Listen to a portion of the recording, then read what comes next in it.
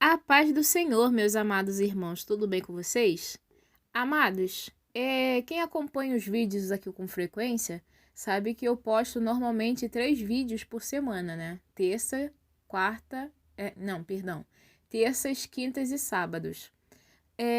Mas infelizmente eu fiquei sem eletricidade em casa desde terça-feira, né? Hoje é sexta-feira. E por conta disso, eu não postei os vídeos de terça e de quinta. Então, por isso, nosso estudo hoje vai ser um pouco mais longo, né? Que normalmente eu divido em poucos versículos para não ficar muito longo. E por conta desses 2 vídeos em falta, vou estar postando hoje, né? Sexta-feira, dos versículos 44 a 58. E amanhã, sábado, se Deus quiser, estarei postando mais um vídeo de estudo, certo? Que Deus esteja abençoando a todos, abrindo os olhos e ouvidos espirituais para que possamos, vocês e eu, compreender a mensagem dele. Amém? Então vamos lá, vamos falar sobre as parábolas do tesouro escondido, da pérola e da rede. Amém? Então vamos lá. Mateus, capítulo 13, versículo 44. Também o reino dos céus é semelhante a um tesouro escondido. Então, aqui Jesus estava fazendo a comparação, né, com o que é o reino dos céus e um tesouro escondido. É semelhante a um tesouro escondido num campo que um homem achou e escondeu. E, pelo gozo dele, vai, vende tudo quanto tem e compra aquele campo, né? Então, pela alegria, né? Gozo dele. A alegria que ele sentiu ao achar aquele tesouro. O que ele fez? Escondeu o tesouro novamente. Pegou tudo que ele tinha, né? Num campo. Num campo, era um campo, né? A gente entende que não era um campo que era dele. Por quê? Porque ele comprou aquele campo. Então, ele achou um tesouro num campo, vendeu tudo que ele tinha em troca do quê? Daquele campo, daquele tesouro que ele encontrou. Vai, vende tudo quanto tem e compra aquele campo. Então, amados, o reino dos céus, né? Quando você se converte, né? Você busca a salvação, busca uma vida com Deus, se arrepende verdadeiramente dos seus pecados, né? E quer melhorar, quer ser obediente a Deus, o que a gente faz? A gente abre mão de tudo aquilo que a gente praticava que não convém a um filho de Deus praticar. Então, a gente vende tudo que a gente, todas as ilusões desse mundo, né? O vício em álcool, o vício em cigarro, o vício em prostituição, a avareza, a ganância por querer mais e mais. A gente abre mão de todas essas coisas supérfluas, né? Em prol do quê? Em prol das coisas de Deus. Então, a gente acha mais valioso o reino dos céus, acha mais valiosa essa vida que teremos com Jesus, com Deus, né? Mais valioso do que tudo que a gente tem. Então, a gente abre mão de tudo que a gente tem em prol do quê? De uma vida e a comunhão com Deus. Versículo 45 agora. Outro sim, o reino dos céus é semelhante ao homem negociante que busca boas pérolas. Então, uma outra parábola, né? Uma outra comparação de Jesus que ele fez em relação ao reino dos céus, né? Comparou com boas pérolas. E, encontrando uma pérola de grande valor, vendeu tudo quanto tinha e comprou-a, né? Então, esse homem é o quê? Ele é negociante, né? Que ele busca, Vamos aqui imaginar, né? Um homem que viaja por muitos lugares procurando o quê? Uma boa pérola, né? E ele vai indo buscando até encontrar. Sendo que ele achou o quê? Ele achou encontrando uma pérola de grande valor. Então, ele achou uma pérola de grande valor. E ele, o que ele fez? Ele vendeu tudo o que ele tinha e foi lá comprar aquela pérola. Amados, novamente pensando em relação a aquilo que nós, como seres humanos, acreditamos que são coisas de valor para nós. Nós, como seres humanos, buscamos, eu falo muito mais particularmente da minha pessoa, né? Eu acredito que, para mim, o ser humano está sempre buscando preencher um vazio, um grande vazio. E tentando preencher esse vazio com pérolas de pouco valor. O que seriam essas pérolas de pouco valor? São coisas da vida que a gente está tentando preencher esse grande vazio. Imaginem vocês um brinquedo de criança. Vou fazer um exemplo bobo. Imagine um brinquedo de criança. Vocês já viram? Aquele brinquedo que você encaixa as pecinhas. Você pega o cubinho, né? E encaixa no espacinho do cubinho. Aí você pega a estrela e encaixa no buraquinho que está em formato de estrela. Você pega a bolinha e encaixa no espaço que tem o buraco de bolinha e você vai preenchendo, né, o brinquedo. Para mim, essa mesma, pode parecer bobo para vocês, mas para mim é isso que o ser humano tenta fazer. O ser humano fica tentando preencher o vazio, só que ele não encontra a peça que preenche esse vazio. Então, o que ele tenta fazer? Ele tenta pegar as pecinhas redondas e encaixar onde não é redondo. Vai pegando a pecinha de estrela, triângulo, e vai tentando encaixar onde essa peça não encaixa. Então, ele passa a vida com pérolas de pouco valor, tentando preencher esse vazio. Seja no álcool, como eu já disse, seja nos vícios, seja nas individualidades, seja no egoísmo, seja no orgulho, seja não perdoando, guardando mágoas, entendeu? Então, nessas pequenas pérolas de pouco valor, ele vai preenchendo a existência dele. E para mim, qual é o grande vazio que o ser humano passa a vida buscando preencher? Para mim, é o motivo principal que os seres humanos foram criados. Nós fomos criados à imagem e à semelhança de Deus. Nós fomos criados para honra e louvor, para louvar a Deus através dos nossos atos e as nossas ações, para que as pessoas vejam a gente, vejam Deus na nossa vida, que eles enxerguem o quê? Uns nos outros, o quê? A Deus, né? Nós deveríamos ser grandes o quê? Testemunhas de Deus, né? Deveríamos, enfim, sermos a imagem e semelhança de Deus. Só que o primeiro homem, o que ele fez? Ele desobedeceu a Deus, ele pecou. E entrou o quê? O pecado no mundo. E sofremos até hoje com as consequências, certo? Dos nossos erros, desse pecado, da primeira desobediência. E com isso o que aconteceu? Nos afastamos de Deus. Nos afastamos do propósito principal, que era obedecermos, louvarmos a Deus através do quê? Da nossa vida. Certo? Então é esse o vazio que eu compreendo do ser humano. É ele fugir de fazer aquilo que ele foi criado para fazer, né? Eu gosto muito de dar sempre esse exemplo, eu acho que eu já dei esse exemplo aqui no canal. Imagine você um robô que foi feito para lavar louça. A movimentação dos braços do robô é uma movimentação de como se fosse segurar um prato e o outro braço como se fosse passar a esponja. Então imagine você esse movimento, uma mão com o prato, outra mão rodando com a esponja passando no prato para lavar. Agora imagine você, esse robô sendo retirado da frente da pia. Você pega esse robô e bota no quintal. Esse robô vai continuar fazendo a mesma movimentação. Um braço como se fosse pegar um prato e outro braço rodando como se fosse passar a esponja.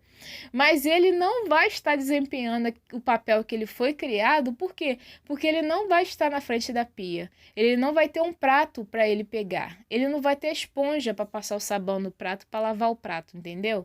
Então o ser humano, quando sai da presença de Deus, desobedece a Deus, está fugindo daquilo para o qual ele foi criado.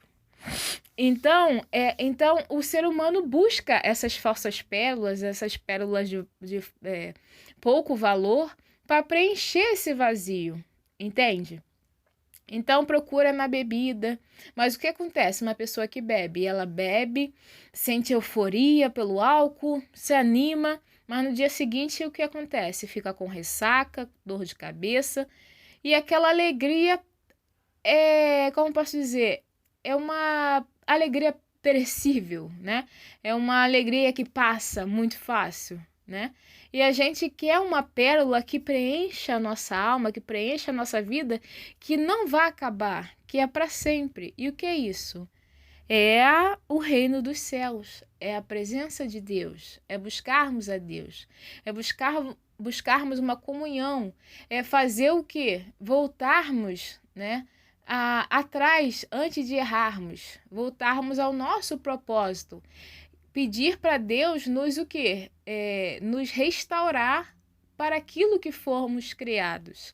E assim nós achamos uma boa pérola, uma pérola de grande valor, porque é aquela pérola que vai encaixar corretamente naquilo que a nossa alma sente o vazio. E é uma alegria, é uma pérola, é um valor que não vai acabar. Nós vamos morrer, né? Se Jesus não voltar antes, nós vamos morrer a morte física, mas esse preenchimento vai continuar. Quando? Quando Jesus voltar, né? Fomos, ou se não morrermos, a igreja vai ser arrebatada, até que depois do grande dia, do dia do julgamento, nós vamos o quê? Morar com Deus. Então aí vamos desempenhar, né, o papel para o qual fomos criados. Amém? Versículo 46 novamente. E encontrando uma pérola de grande valor, vendeu tudo quanto tinha e comprou-a. Então ele reconheceu o valor daquela pérola e reconheceu que tudo que ele tinha não valia a pena ter em troca de não ter a pérola. Então ele vendeu tudo o que tinha porque ele acreditou que aquela pérola tinha mais valor do que tudo que ele tinha. Versículo 47. Igualmente, o reino dos céus é semelhante a uma rede lançada ao mar. Então, novamente, Jesus faz a comparação do reino dos céus, agora com uma rede lançada ao mar, e que apanha toda a qualidade de peixes, né? Então, essa rede foi lançada e pega diversos tipos de peixes diferentes. E, estando cheia, a puxam para a praia, e assentando-se, apanham para os cestos os bons. Os ruins, porém, lançam fora. Então, o que acontece? Pega os peixes, né? Puxa a rede até a praia e pega todo tipo de peixe. E depois começa a catar, né? Eles apanham os cestos, os bons, eles guardam os bons peixes. E os peixes ruins, o que acontece? Lança fora. Assim será na consumação dos séculos. Virão os anjos e separarão os maus dentre os justos. Lembram no estudo anterior sobre o trigo e o joio, que o dono da plantação falou, não colham o joio agora, porque enquanto você estiver tentando tirar o joio, pode correr o risco de o quê? De vocês arrancarem o trigo. Então, deixem o trigo e o joio crescerem juntos e no tempo da colheita vocês separem o trigo e guardem no meu depósito e o joio prendam em feixes para serem queimados. Então, assim também é o quê? O reino dos céus, as pessoas, né, que estão fazendo parte, né, das pessoas de Deus, dos filhos de Deus, aqueles que dizem que são e os que verdadeiramente são. Então, no dia do julgamento, né, no dia da consumação dos séculos, os anjos de Deus vão vir e fazer essa separação dos bons, os que verdadeiramente são os filhos de Deus, e os que fingem ser, né, que eles fingem ser, habitam entre os que são, mas não verdadeiramente tiveram o quê? Um encontro real com Deus, não verdadeiramente se arrependeram, não verdadeiramente estão ali mudados, né?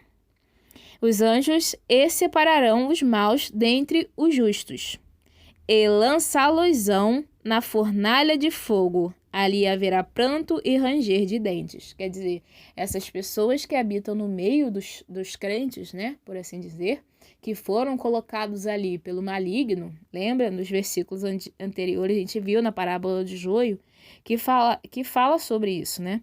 Essas pessoas vão ser o quê? Vão ser lançadas na fornalha de fogo. Ali haverá pranto e ranger de dentes. O que é pranto? Vai haver choro, né? Vão chorar por essa condenação.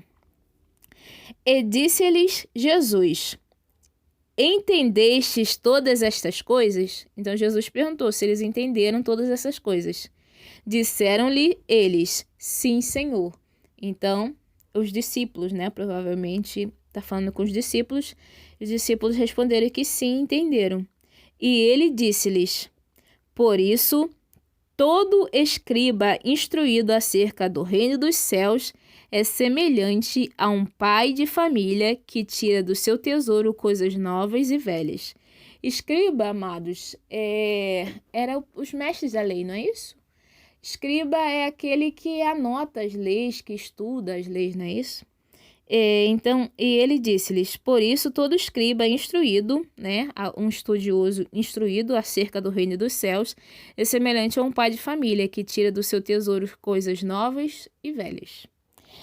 Amados, o tesouro e a pérola de grande valor representam o valor incomensurável do reino. Então, é um valor que você não pode medir. Não tem como você falar, não, isso aqui vale 1000 vezes, 10.000 vezes. Não, é um valor tão grande que você não pode contar, né? É incomensurável. Vale a pena sacrificar tudo para conquistá-los, né? Jesus, assim que a multidão se dissipou, explicou em detalhes para seus discípulos o sentido dessas parábolas.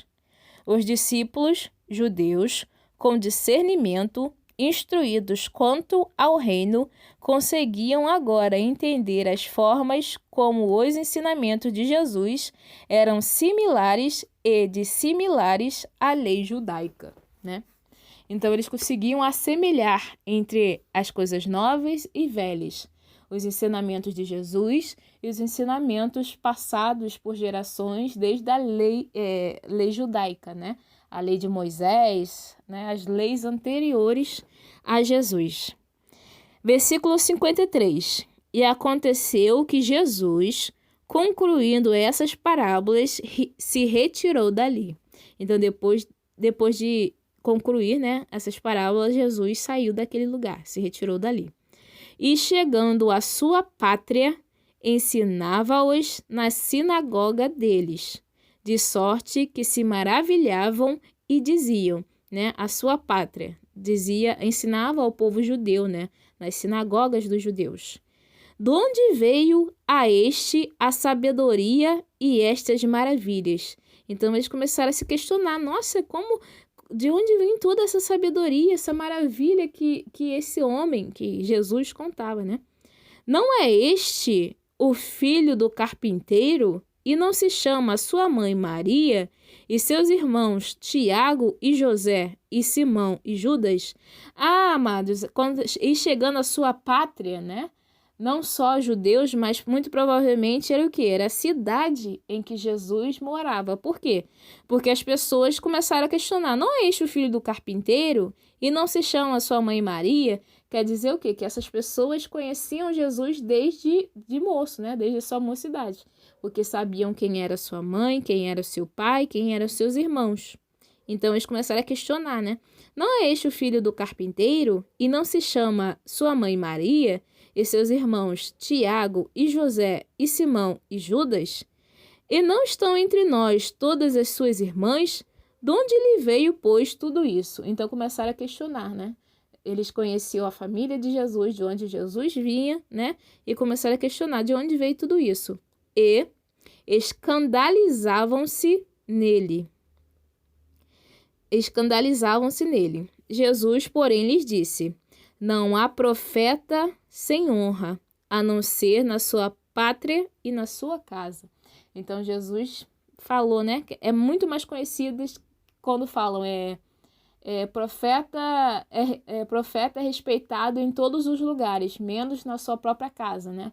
Por quê? Porque aqui as pessoas estavam olhando para a natureza humana de Jesus, não criam na natureza divina. Jesus tinha duas naturezas, natureza como homem e natureza divina, né? Como Deus, Deus Pai, Deus Filho, Deus Espírito Santo, a Trindade, né? Então eles ficaram muito presos a enxergar, né? Enxergar a Jesus como homem, como filho de Maria, filho do carpinteiro, irmão de Simão, irmão de Judas, e não creram em Jesus. Eles não tiveram uma visão espiritual de Jesus. Então eles olharam simplesmente para o quê? Para a natureza do homem. Então Jesus diz: não há profeta sem honra, a não ser na sua pátria e na sua casa. Então as pessoas que mais conhecem você vai ser as pessoas que menos vai acreditar em você. Por quê? Porque elas conhecem de onde você veio, de onde você saiu e olham mais para o seu ser humano, a sua condição humana, mas não enxergam Deus em você, né? Tem dificuldade. Por quê? Porque usam muito a sabedoria, a inteligência humana, a lógica. Não, porque esse homem eu conheço, ele é daqui, ele é daqui. Então busca o quê? Usar muito o pensar, o racional e esquece do quê? Do espiritual. Versículo 58. E não fez ali muitas maravilhas por causa da incredulidade deles. Então Jesus, na cidade dele, não realizou o quê? Muitas maravilhas, porque as pessoas não criam nele. Por causa da incredulidade deles, né? Pela falta de fé que aquelas pessoas demonstraram diante dos ensinamentos e diante das ações que Jesus estava ali fazendo, né? Quando a sessão narrativa dessa terceira sequência começou, a dureza dos líderes judeus e do povo estava mais pronunciada, e Jesus agora voltou seu foco para os gentios. Os altos e os baixos da fé dos discípulos também foram salientados nessa sessão. Na verdade, a fé, a descrença, a rebelião e a aceitação foram todas apresentadas lado a lado ao longo de toda essa sessão. Jesus foi primeiro rejeitado por seu povo em Nazaré, sua cidade natal. Ele não realizou muitos milagres ali por causa da incredulidade deles. Certo, amados? E é isso. Que Deus abençoe a todos. Espero que vocês estejam até aqui e compreendendo. E peço, né, que vocês sempre estejam orando para que Deus continue revelando a palavra para vocês e também me capacitando cada dia mais com esses estudos da palavra. Graça e paz, amados.